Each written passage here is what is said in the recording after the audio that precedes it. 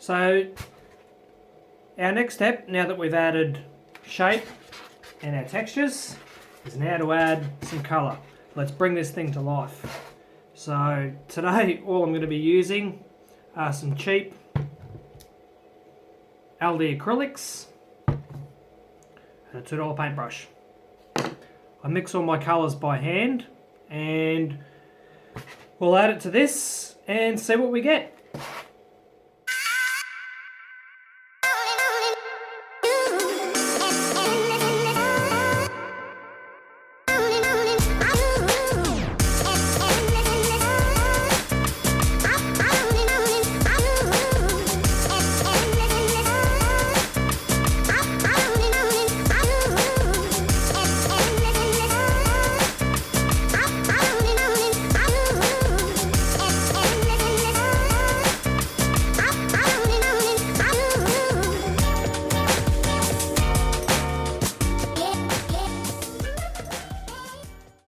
Alright, as you can see here, I've got my grey colour now. It is a little bit different to some of the other colours that I've got on the layout, but as I've also found out that once the paint dries, it does also change its colour slightly as well. I guess we can paint it on for now, and once it dries we'll see how it looks, and we can make adjustments if needed. Just remember, when you're painting something so three-dimensional, is to get your paintbrush into all the nooks and crannies, because the white will stand out. So get deep in there with the paintbrush and paint all those nooks and crannies, and make sure that there's none of that white polystyrene sticking out for things to see. Some small areas I guess you can cover up with some scenery or other bits and pieces, but just make sure you get that paintbrush into all your nooks and crannies.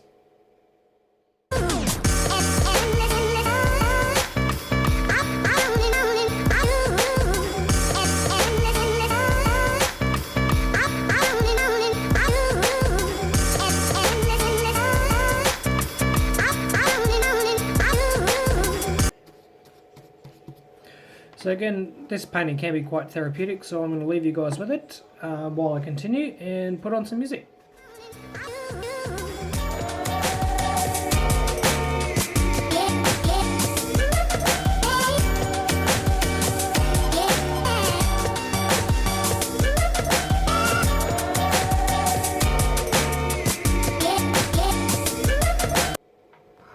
Alrighty guys, so here we have it, fully painted up.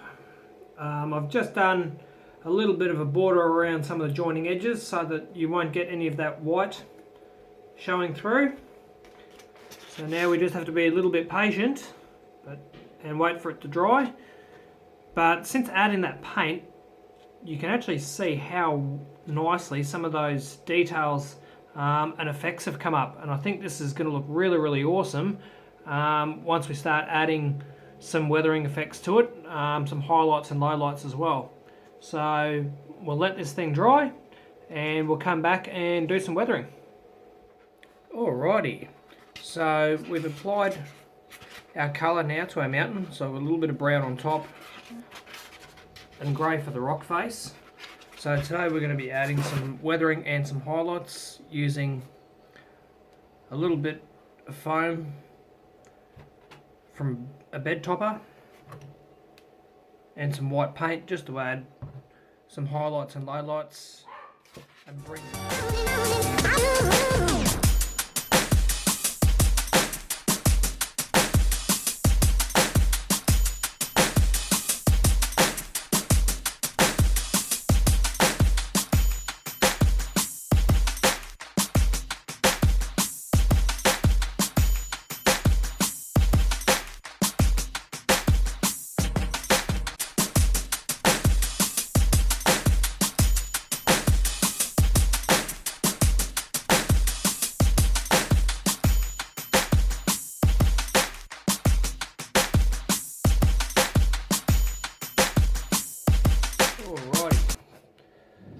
So the simple technique used to get this effect now that we've added our white to it, as you can see, it's really brought the highlights of the rock face out.